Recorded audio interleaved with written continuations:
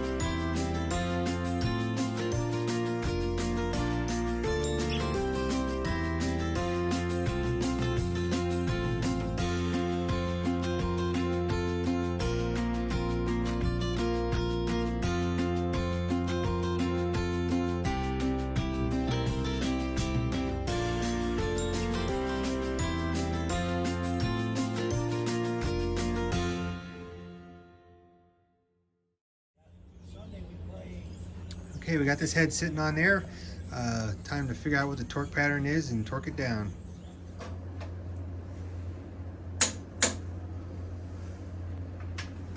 So we did 55 pounds first, now we're doing 65, and then we'll do the between 90 and 100. So some places say 95 and 110. We'll figure it out.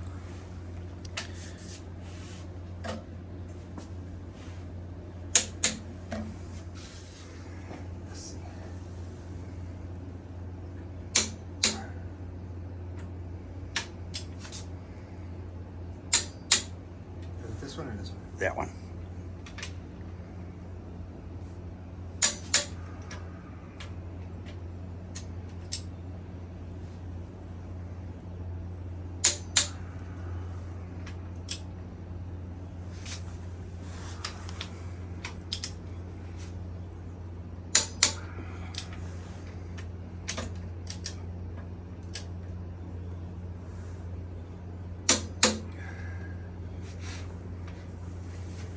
Yeah, back there in the back. Yeah.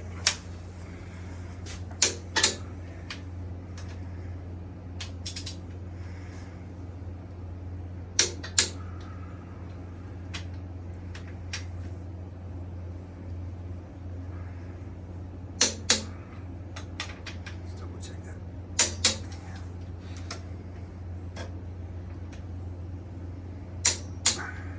Double check this one.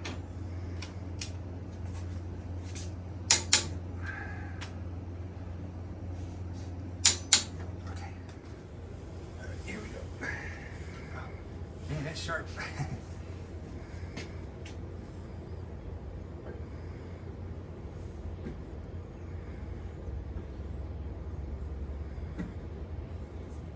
All right. We're on here. All right. Here we go again. All right, we got one down, now one more to go.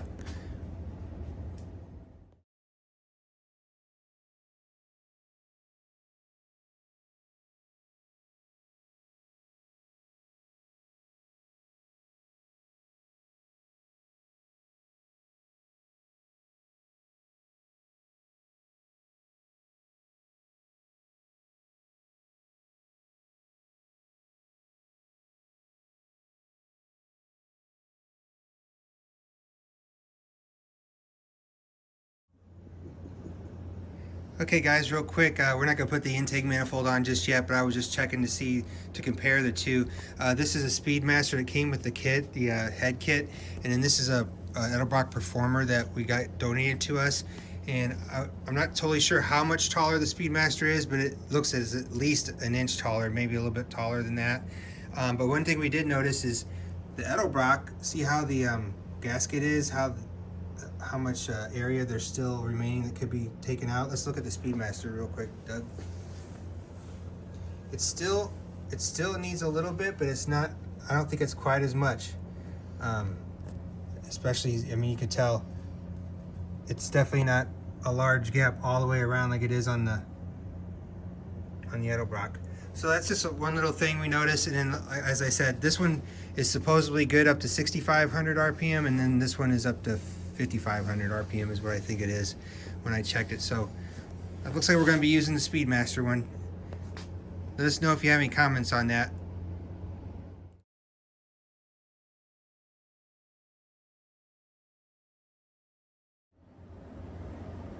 Okay, so we're pretty much done for tonight. The intake manifold is just sitting on there, and the valve covers are just sitting on there. But we had to order some hardened steel push rods because of the guide plates. I wasn't aware of that, so we got those on order, and as soon as those come in, we'll be able to put the roller rockers on there and get it all adjusted out and everything, and get it buttoned up, and then we'll go from there, put the transmission on, hopefully get it in the car pretty soon in the next couple weeks.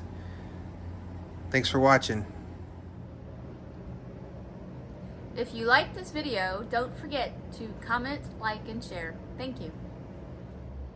Hey guys, if you like this video, don't forget to subscribe. I asked her to say that, but she never listens to me.